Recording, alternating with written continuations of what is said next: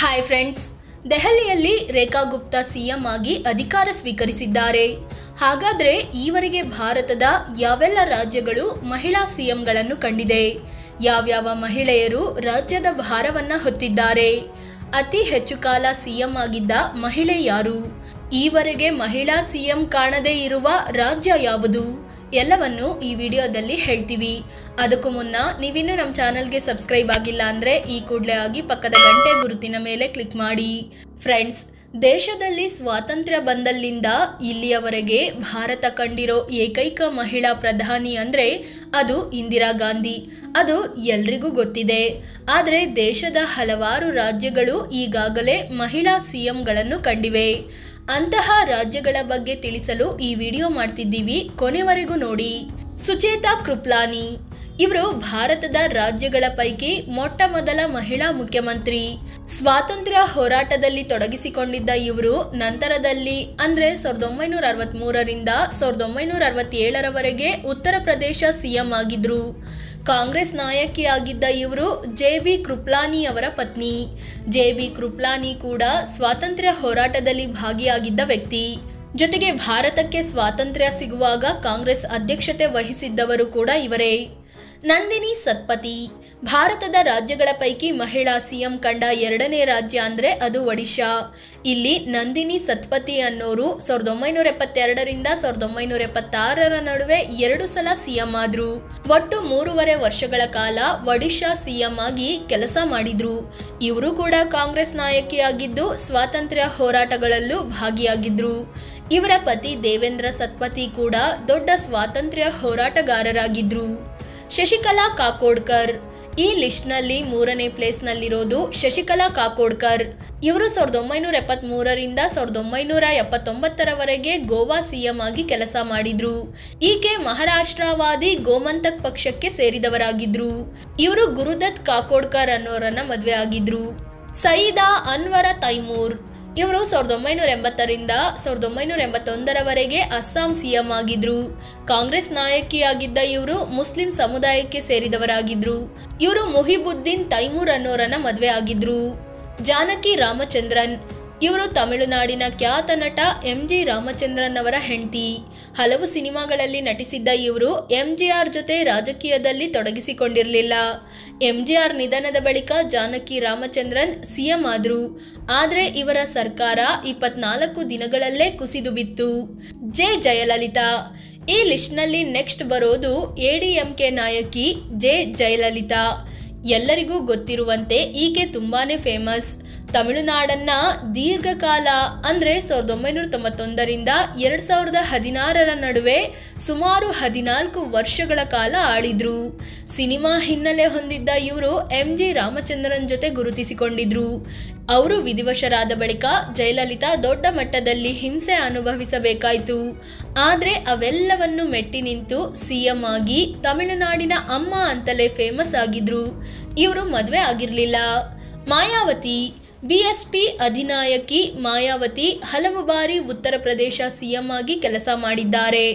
ಒಟ್ಟಾರೆಯಾಗಿ 1995ರಿಂದ 2012ರವರೆಗೆ 4 ಸಲ ಅಂದರೆ 7 ವರ್ಷಗಳ ಕಾಲ ಸಿಎಂ ಆಗಿ ಕೆಲಸ ಮಾಡಿದ್ರು. ಇವರು ಕೂಡ ಮದುವೆ ಆಗಲಿಲ್ಲ. ರಾಜಿಂದರ್ ಕೌರ್ ಬತ್ತಲ್ ಪಂಜಾಬ್ ಕಂಡಿರೋ ಏಕೈಕ ಮಹಿಳಾ ಸಿಎಂ ಅಂದರೆ ಅದು ರಾಜಿಂದರ್ ಕೌರ್ ಬತ್ತಲ್. ಕಾಂಗ್ರೆಸ್ ನಾಯಕಿಯಾದ ರಾಜಿಂದರ್ ಕೌರ್ ಬತ್ತಲ್ 1996 1997ರ ನಡುವೆ 83 ದಿನಗಳ ಕಾಲ ಸಿಎಂ ಆಗಿದ್ರು. ಇವರು ಲಾಲ್ ಸಿಂಗ್ ಅನ್ನೋರನ್ನ ಮದುವೆ ಆಗಿದ್ರು. ರಾಬ್ರಿ ದೇವಿ ಬಿಹಾರದ ಆರ್ಜೆಡಿ ಪಕ್ಷದ ನಾಯಕ ಲಾಲು ಪ್ರಸಾದ್ ಯಾದವ್ ಎಲ್ಲರಿಗೂ ಗೊತ್ತೇ ಇದೆ.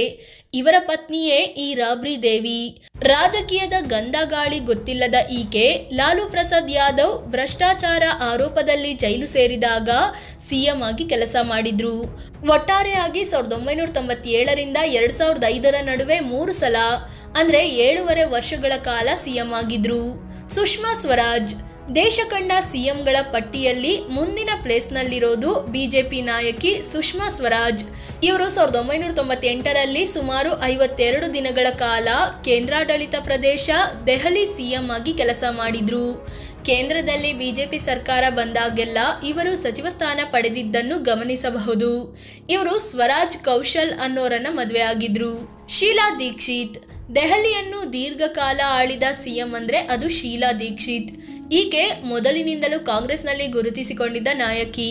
ಇವರು 1998ರಿಂದ 2013ರವರೆಗೆ ಬರೋಬ್ಬರಿ 15 ವರ್ಷಗಳ ಕಾಲ ಸಿಎಂ ಸ್ಥಾನದಲ್ಲಿದ್ರು. ಇವರು ವಿನೋದ್ ದೀಕ್ಷಿತ್ ಅನ್ನೋರನ್ನ ಮದುವೆ ಆಗಿದ್ರು. ಉಮಾ ಭಾರತಿ ಹಿಂದೂ ನಾಯಕಿ. ವಿವಾದಿತ ಹೇಳಿಕೆಯಿಂದಲೇ ಸುದ್ದಿಯಾಗಿರೋ ಬಿಜೆಪಿ ಲೀಡರ್ ಅಂದ್ರೆ ಅದು ಉಮಾ ಭಾರತಿ. ಇವರು ಸಿಎಂ ಆಗಿ ಕೆಲಸ ಮಾಡಿದ ಅನುಭವ ಹೊಂದಿದ್ದಾರೆ. 2003ರಿಂದ 2004ರ ನಡುವೆ 259 ದಿನಗಳ ಕಾಲ ಮಧ್ಯಪ್ರದೇಶ ಸಿಎಂ ಆಗಿದ್ರು. ಇವರು ಕೇಂದ್ರ ಸಚಿವೆಯಾಗಿಯೂ ಕೆಲಸ ಮಾಡಿದ ಅನುಭವ ಹೊಂದಿದ್ದಾರೆ. ಇವರು ಕೂಡ ಮದುವೆ ಆಗಿಲ್ಲ. ವಸುಂಧರಾ ರಾಜೆ ಈ ಲಿಸ್ಟ್ನಲ್ಲಿ ನೆಕ್ಸ್ಟ್ ಬರೋದು ಬಿಜೆಪಿ ನಾಯಕಿ ವಸುಂಧರಾ ರಾಜೆ. ಇವರು 2003ರಿಂದ 2018ರ ನಡುವೆ 2 ಸಲ ರಾಜಸ್ಥಾನದ ಸಿಎಂ ಆಗಿ ಕೆಲಸ ಮಾಡಿದ್ರು. ಅಂದರೆ ಒಟ್ಟಾರೆಯಾಗಿ 10 ವರ್ಷ 9 ದಿನಗಳ ಕಾಲ ಸಿಎಂ ಸ್ಥಾನದಲ್ಲಿದ್ದರು. ಕೇಂದ್ರದಲ್ಲಿ ಬಿಜೆಪಿ ಮೊದಲ ಸರ್ಕಾರದಲ್ಲಿ ಈಕೆ ಸಚಿವೆಯಾಗಿಯೂ ಕೆಲಸ ಮಾಡಿದ್ರು. ಇವರು ಮಹಾರಾಜ್ ರಾಣಾ ಹೇಮಂತ್ ಸಿಂಗ್ರನ್ನು ಮದುವೆ ಆಗಿದ್ದಾರೆ. ಮಮತಾ ಬ್ಯಾನರ್ಜಿ ಇವ್ರ ಬಗ್ಗೆ ಜಾಸ್ತಿ ಹೇಳಬೇಕಂತ ಇಲ್ಲ. ಇವರು ಟಿಎಂಸಿ ಪಕ್ಷದ ಸಂಸ್ಥಾಪಕರಾಗಿದ್ದು 2011ರಿಂದ ನಿರಂತರವಾಗಿ ಪಶ್ಚಿಮ ಬಂಗಾಳ ಸಿಎಂ ಆಗಿದ್ದಾರೆ. ಇನ್ನೂ ಮದುವೆ ಆಗಿಲ್ಲ. ಆನಂದಿಬೆನ್ ಪಟೇಲ್ ಬಿಜೆಪಿ ನಾಯಕಿ ಆನಂದಿಬೆನ್ ಪಟೇಲ್ ಗುಜರಾತ್ ಸಿಎಂ ಆಗಿ ಕೆಲಸ ಮಾಡಿದ ಅನುಭವ ಹೊಂದಿದ್ದಾರೆ. ಇವರು 2014ರಿಂದ 2016ರವರೆಗೆ ಅಂದರೆ 2 ವರ್ಷ 77 ದಿನ ಗುಜರಾತ್ ಸಿಎಂ ಆಗಿ ಕೆಲಸ ಮಾಡಿದ್ರು. ಈಕೆ ಮಫತ್ಲಾಲ್ ಪಟೇಲ್ ಅನ್ನೋರನ್ನ ಮದುವೆ ಆಗಿದ್ರು. ಮೆಹಬೂಬಾ ಮುಫ್ತಿ ಇವರು ಜಮ್ಮು ಕಾಶ್ಮೀರದ ಮಾಜಿ ಸಿಎಂ ಮುಫ್ತಿ ಮೊಹಮ್ಮದ್ ಸಯೀದ್ ಅವರ ಮಗಳು. ಮುಫ್ತಿ ಮೊಹಮ್ಮದ್ ನಂತರ ಪಿಡಿಪಿ ಅಂದರೆ ಪೀಪಲ್ಸ್ ಡೆಮಾಕ್ರೆಟಿಕ್ ಪಕ್ಷದ ಜವಾಬ್ದಾರಿಯನ್ನು ಇವರು ಹೊತ್ತುಕೊಂಡ್ರು. ಜಮ್ಮು ಕಾಶ್ಮೀರದ ಸಿಎಂ ಕೂಡ ಆದ್ರು. ಇವರು 2016ರಿಂದ 2018ರಲ್ಲಿ ಬಿಜೆಪಿ ಜೊತೆ ಮೈತ್ರಿ ಕಡಿದುಕೊಳ್ಳುವವರೆಗೂ ಸಿಎಂ ಆಗಿದ್ರು. ಇನ್ನು ಇವರು ಜಾವೇದ್ ಇಕ್ಬಾಲ್ ಶಾ ಅನ್ನೋರ ಜೊತೆ ಮದುವೆ ಆಗಿದ್ರು. ಅತಿಶಿ ಮರ್ಲೇನಾ ಆಮ್ ಆದ್ಮಿ ಪಕ್ಷದ ನಾಯಕಿ ಅತಿಶಿ ಮರ್ಲೇನಾ 2024ರ ಸೆಪ್ಟೆಂಬರ್ನಲ್ಲಿ ಅರವಿಂದ್ ಕೇಜ್ರಿವಾಲ್ ಜೈಲಿಗೆ ಹೋದ್ಮೇಲೆ ದೆಹಲಿ ಸಿಎಂ ಆದ್ರು. 5 ತಿಂಗಳ ಕಾಲ ಹುದ್ದೆಯಲ್ಲಿದ್ರು. ಇವರು ಪ್ರವೀಣ್ ಸಿಂಗ್ ಅನ್ನೋರನ್ನ ಮದುವೆ ಆಗಿದ್ದಾರೆ. ರೇಖಾ ಗುಪ್ತಾ ದೆಹಲಿಯ 4ನೇ ಮಹಿಳಾ ಸಿಎಂ ಆಗಿ ರೇಖಾ ಗುಪ್ತಾ ಅಧಿಕಾರ ಸ್ವೀಕರಿಸಿದ್ದಾರೆ. ಬಿಜೆಪಿ ನಾಯಕಿಯಾಗಿರೋ ಈಕೆ ಮನೀಶ್ ಗುಪ್ತಾ ಅನ್ನೋರನ್ನ ಮದುವೆ ಆಗಿದ್ದಾರೆ. ಮಹಿಳಾ ಸಿಎಂ ಕಾಣದ ರಾಜ್ಯಗಳು ಭಾರತದ ರಾಜ್ಯಗಳು ಮತ್ತು ವಿಧಾನಸಭೆ ಇರುವ ಕೇಂದ್ರಾಡಳಿತ ಪ್ರದೇಶಗಳ ಪೈಕಿ 14ರಲ್ಲಿ ಮಾತ್ರವೇ ಈವರೆಗೆ ಮಹಿಳೆಯರು ಸಿಎಂ ಆಗಿದ್ದಾರೆ, ಇತಿಹಾಸ ಬರೆದಿದ್ದಾರೆ. ಆಂಧ್ರ ಪ್ರದೇಶ, ಕೇರಳ, ಮಹಾರಾಷ್ಟ್ರ, ನಮ್ಮ ಕರ್ನಾಟಕ ಸೇರಿದಂತೆ ಉಳಿದ 15 ರಾಜ್ಯ ಮತ್ತು 2 ಕೇಂದ್ರಾಡಳಿತ ಪ್ರದೇಶಗಳು ಇನ್ನೂ ಕೂಡ ಮಹಿಳಾ ಸಿಎಂಗಳನ್ನು ಕಂಡಿಲ್ಲ. ಇವರಲ್ಲಿ ಶೀಲಾ ದೀಕ್ಷಿತ್ 15 ವರ್ಷ ಸಿಎಂ ಆಗಿದ್ರೆ ಜಯಲಲಿತಾ 14 ವರ್ಷ ಸಿಎಂ ಹುದ್ದೆಯಲ್ಲಿದ್ದರು. ಇನ್ನು ರಾಬ್ರಿ ದೇವಿ ಮತ್ತು ಮಾಯಾವತಿ ತಲಾ 7 ವರ್ಷ ಸಿಎಂ ಗಾದಿಯಲ್ಲಿದ್ದರು. ಸದ್ಯ ಪಶ್ಚಿಮ ಬಂಗಾಳ ಸಿಎಂ ಮಮತಾ ಬ್ಯಾನರ್ಜಿ ಕಳೆದ 13 ವರ್ಷಗಳಿಂದ ಈ ಹುದ್ದೆಯಲ್ಲಿದ್ದಾರೆ. ಫ್ರೆಂಡ್ಸ್, ಇದು ಭಾರತದ ಯಾವೆಲ್ಲ ರಾಜ್ಯಗಳು ಮಹಿಳಾ ಸಿಎಂಗಳನ್ನು ಕಂಡಿದೆ, ಯಾವೆಲ್ಲ ಮಹಿಳೆಯರು ಸಿಎಂ ಹುದ್ದೆಗೆ ಏರಿದ್ದಾರೆ ಅನ್ನೋದನ್ನು ತಿಳಿಸಿಕೊಡುವ ಪ್ರಯತ್ನ. ಈ ಬಗ್ಗೆ ನಿಮ್ಗೇನನ್ಸುತ್ತೆ? ನಮ್ಮ ರಾಜ್ಯಕ್ಕೂ ಮಹಿಳಾ ಸಿಎಂ ಬೇಕಾ? ಆಗಬೇಕು ಅಂತಾದರೆ ಯಾರಾಗಬೇಕು ಅಂತ ಕಾಮೆಂಟ್ ಮಾಡಿ ಹೇಳಿ. ಅದೇ ರೀತಿ ನೀವಿನ್ನೂ ನಮ್ಮ ಚಾನಲ್ಗೆ ಸಬ್ಸ್ಕ್ರೈಬ್ ಆಗಿಲ್ಲ ಅಂದರೆ ಈ ಕೂಡಲೇ ಆಗಿ ಪಕ್ಕದ ಗಂಟೆ ಗುರುತಿನ ಮೇಲೆ ಕ್ಲಿಕ್ ಮಾಡಿ. ಧನ್ಯವಾದ.